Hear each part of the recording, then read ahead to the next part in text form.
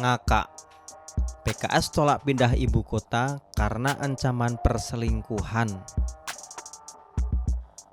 PKS sedang mendapat kesempatan diekspos dalam berbagai media karena menjadi satu-satunya partai yang menolak pemindahan ibu kota negara ke Kalimantan. PKS pun gencar bersuara di berbagai media dan media sosial, dari mengemukakan berbagai alasan penolakan hingga mengajukan diadakannya referendum untuk meminta persetujuan masyarakat, sampai menyinggung bahwa sekarang masih dalam kondisi pandemi, sehingga pemindahan ibu kota negara disebut tidak bijak. Kas PKS. Pura-pura buta dengan keberhasilan Presiden Jokowi menangani pandemi COVID yang diakui dunia internasional. Bahkan pencapaian vaksinasi COVID Indonesia mencapai peringkat kelima dunia. Kalau penanganan dan tingkat vaksinasi sudah baik, maunya PKS, Indonesia tetap terpuruk gak bisa ngapa-ngapain karena ada pandemi. Jahat banget sih keinginannya. Sama jahatnya dengan mempertahankan Jakarta sebagai ibu kota negara dengan kondisi yang makin macet, masih banjir dan adanya penurunan tanah alias akan tenggelam. Media asing saja menyebut bahwa pemindahan ibu kota negara dari Jakarta akan mengurangi beban Jakarta yang terkenal macet dan sering banjir. Jakarta sampai disebut sebagai kota di dunia yang paling cepat tenggelam. Berbagai alasan dikemukakan PKS untuk mendasari penolakan mereka terhadap pemindahan ibu kota negara, antara lain terkait lingkungan hidup. Loh, sejak kapan PKS mengurusi lingkungan hidup? PKS menyebut bahwa pemindahan ibu kota negara mengancam masa depan lingkungan, berpotensi merusak lingkungan dan konservasi. Ini disuarakan lewat akun media sosialnya. Namun, bukannya mendapat 100% dukungan dari para netizen, malah mendapat berbagai semprotan. Misalnya, PKS balik ditanya, "Kemana aja waktu banyak pohon di Monas ditebang?" Padahal pohon-pohon di Jakarta sangat besar perannya dalam penanganan banjir. PKS juga dipertanyakan suaranya di era Presiden SBY ketika izin pakai hutan paling banyak dikeluarkan. Dulu diem, kok sekarang tiba-tiba jadi pemerhati lingkungan hidup? Rencana pindah ibu kota negara bukan hanya ada di pemerintah Presiden Jokowi. Kalau menengok lagi ke belakang, wacana pemindahan ibu kota negara sudah ada di era presiden-presiden sebelumnya. Di era Presiden SBY bahkan sudah pernah dibentuk tim khusus yang bertugas mengkaji pemindahan ibu kota. Hanya di era Presiden Jokowi wacana itu menjadi kenyataan. Lalu mengapa PKS ributnya baru sekarang? Apalagi kalau bukan demi menaikkan elektabilitas, demi menambah perolehan angka di pemilu berikutnya. Sebenarnya dari segi kekuatan politik, PKS sadar bahwa mereka tidak akan dapat membatalkan pemindahan ibu kota negara. Jadi mereka membombardir dengan berbagai macam alasan.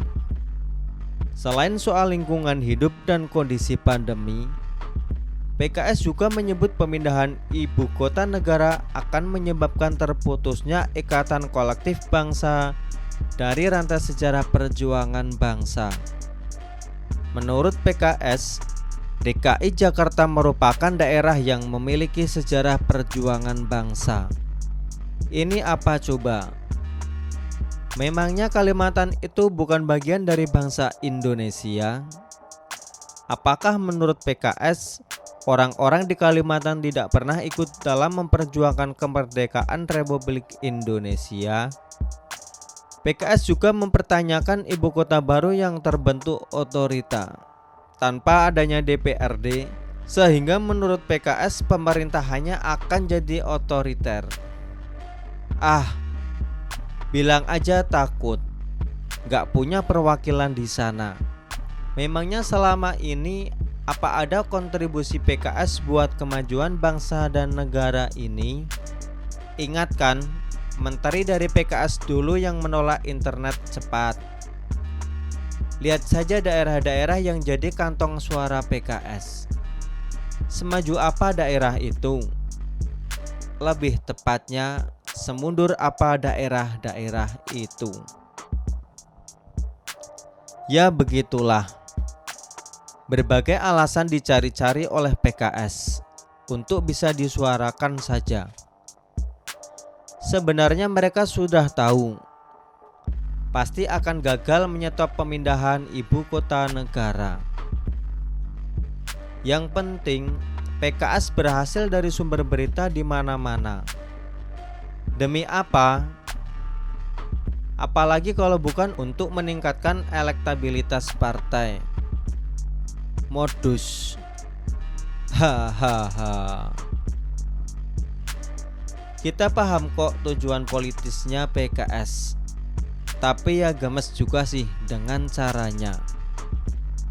Masa PKS sampai mengusulkan diadakan referendum? Memangnya ada aturan perundang-undangan yang bisa mendasari referendum pemindah ibu kota baru? Apalagi pemindahan ibu kota negara sudah menjadi undang-undang yang sah. Nah, yang paling bikin gemes adalah usulan referendum yang dikemukakan oleh Hidayat Nur Wahid, Wakil Ketua MPR dari PKS. Ternyata hanya berdasar pada hasil sebuah polling di media sosial. Polling tersebut digelar oleh seorang politisi Demokrat. Selama 3 jam polling berlangsung.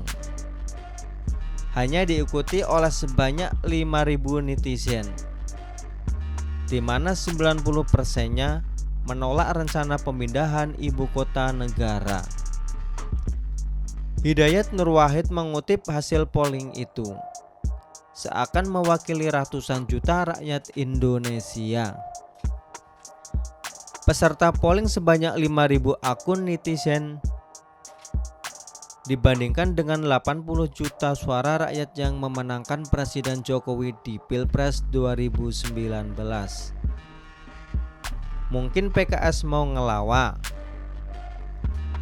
Dari berbagai alasan yang dikemukakan oleh PKS, ternyata ada 2 alasan penolakan pemindahan ibu kota yang saya kira PKS banget.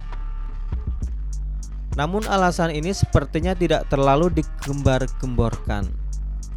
Hanya muncul di beberapa media. Padahal alasan penolakan ini dikemukakan oleh juru bicara PKS, Muhammad Iqbal. Iqbal menyoroti efek pemindahan ratusan ribu ASN ke ibu kota baru terhadap rumah tangga mereka. Hubungan rumah tangga para ASN itu akan dijalankan secara jarak jauh atau secara LDR. Maka kehidupan sosial mereka akan dipertaruhkan, termasuk hubungan suami istri. Menurut Iqbal, ini akan merusak sendi-sendi ketahanan keluarga. Iqbal memprediksi bila pemerintah tetap memaksakan pemindahan ibu kota negara, akan ada banyak kasus perselingkuhan, bahkan perceraian. Apa? Perselingkuhan? Loh, kok sampai ke sana sih? Saya sempat ngakak sendiri ketika membacanya di media. Namun, justru saya lebih percaya bahwa alasan ini tidak mengada-ada dan dicari-cari. Karena alasan ini kedengarannya PKS banget. Hahaha. tahu dong berbagai kasus perselingkuhan oleh kader PKS yang masuk berita media. Banyak sekali contohnya ya. Apakah para kader PKS ini seragam orang-orangnya gak kuat dalam menjalankan LDR? Bisa jadi. Oleh sebab itu, saya percaya deh kalau alasan yang satu itu murni merupakan hasil pemikiran yang mendalam dari PKS. Tapi gak semua manusia sama dengan kader PKS kan? Loh, yang namanya ASN kan harus siap ditempatkan di mana saja di wilayah RI. Masa ASN menolak dipindahkan dari Jakarta ke ibu kota baru di Kalimantan? Karena takut selingkuh. Memangnya semua ASN serupa dengan kader PKS yang masuk berita karena kepergok selingkuh itu? Mau ketawa ngakak, tapi takut digrebek Hansip.